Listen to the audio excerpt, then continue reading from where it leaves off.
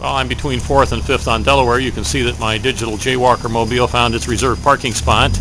And I'm going to follow these folks up here into the world-famous book barn. We're going to see what's happening here. S is for sister. I bet there's quite a crowd in here. We see the signs of an independent bookseller. So he's in the back. If you just like to sit down for a minute and listen to him, you're welcome to do it.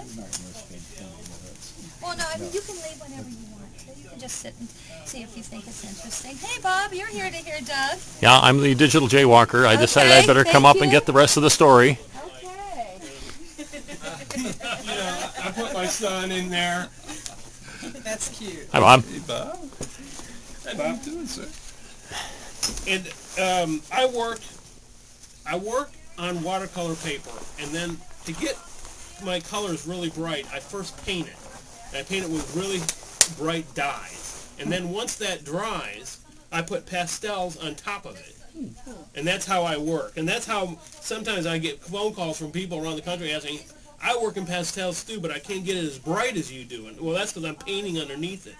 And then I'm putting all the detail in with pastel pencils and pastels. How many times do you think you have to redo a lot of these before they actually get into the book itself? You know, this publisher loves everything I do. I send the sketches. You don't have to redo a lot. I mean, none.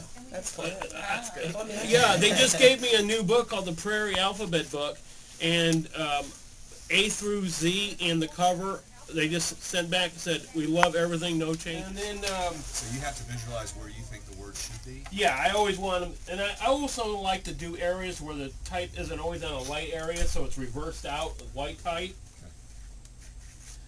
And the trees are kind of fun. You got to try to find the trees. This one actually changed. This one used to be flowers, and they decided that the flowers didn't grow out of the burnt ground, so I had to do 2 illustrations on this one, which is no big deal. Now, do they let you put the words where you want? Do they let Yeah, you I just indicate it. No, but I mean, they let you work the words in. They You don't do tell like an X, light X where you think the word should be. Yeah, block area. Yeah. Okay, now we get into the 20 and higher. And this is where I took the books to another level. And if you see the other numbers books, what they did was they had one section, like 4 salamanders, and on a white background, they just did them different sizes, and then did one little other icon that went with that image. And I really hated how that looked. So what I did is I still did the repeated images, but I put them into a background.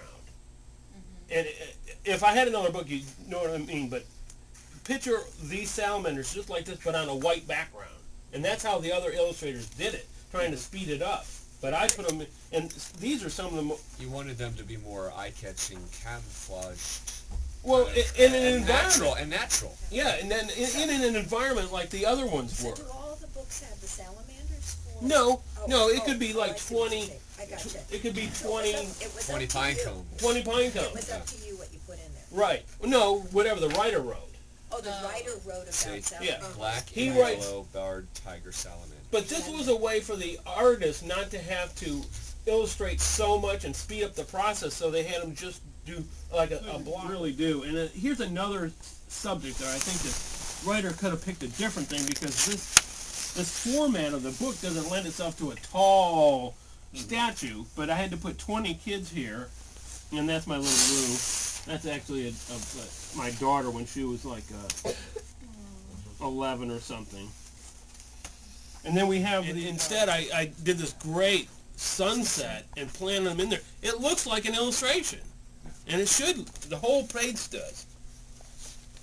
But again, that looks like a group. Did you make and then group them and then? Well, it's supposed to be so the kids can count easily. Oh, in groups. You know, of yeah, 1, 2, 3, 4, 5, 6, 7, 8, and then we have 5.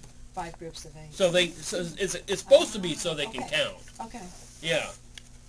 And this one was kind of a really fun one, because I actually had, this is about microchips and 50 microchips, and I was thinking, I actually had, again, the piles of microchips, and I was thinking, what are they, on assembly line or something? And then it just, boom, it hit me, a circuit board, you know. So we have sets of 10, 10, 10, 10, but this one's 9 because he's holding one.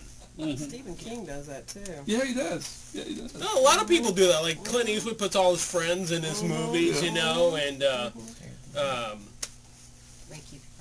yeah, and I was watching.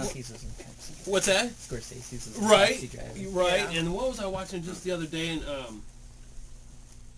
And Splash, and it was written by this. The screenplay was Babalu Manda something. I can't remember his name. I'm a big fan of his screenwriting. Anyways, I was reading the credits, and I've probably seen the movie like 8 times. I'm watching the credits, and there's Babalu, and he's the doorman in the movie.